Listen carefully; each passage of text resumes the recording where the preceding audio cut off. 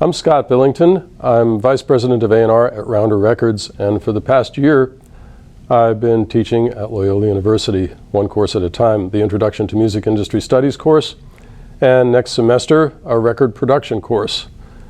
And those two courses exemplify the two parts of my career over the years. I've been in the business now for 40 years. I've worked for Rounder Records for 38 of those years. And there's the business side of my job, how to put together a deal, looking at all of the elements that go into making a record successful from a business standpoint. Making the right kind of deal that the artist feels good about, that the company feels good about, and being the liaison with all the different departments within the record company to help assure that this record is going to be a success once it's released.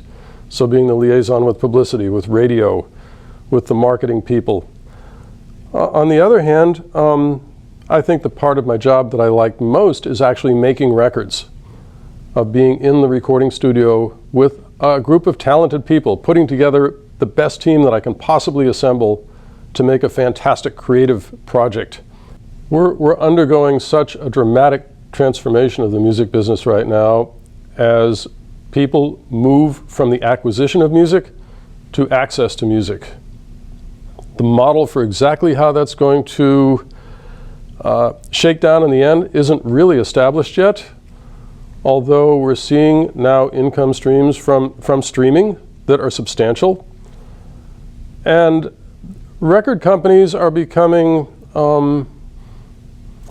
different than they once were, in that the record company has to be a service company for the artist, providing all of the marketing, the support, the artist development that goes into making a successful career.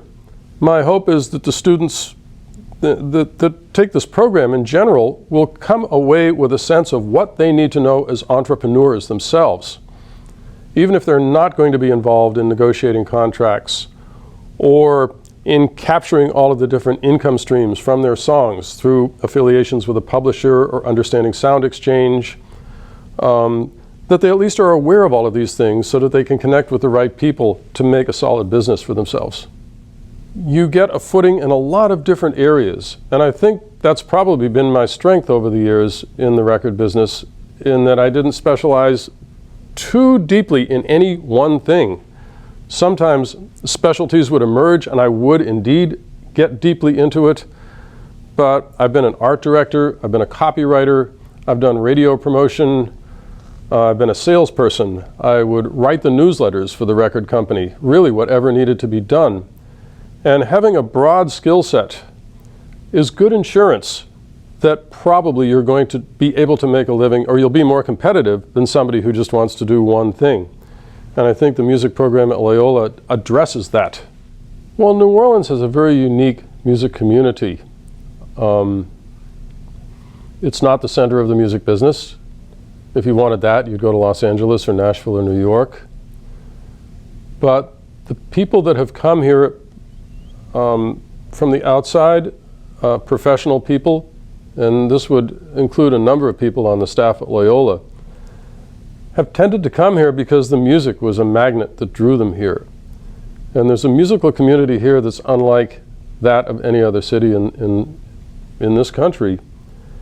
And I guess it's a little bit provincial sometimes, New Orleans, but people here are so proud of the music. It's part of the fabric of life here.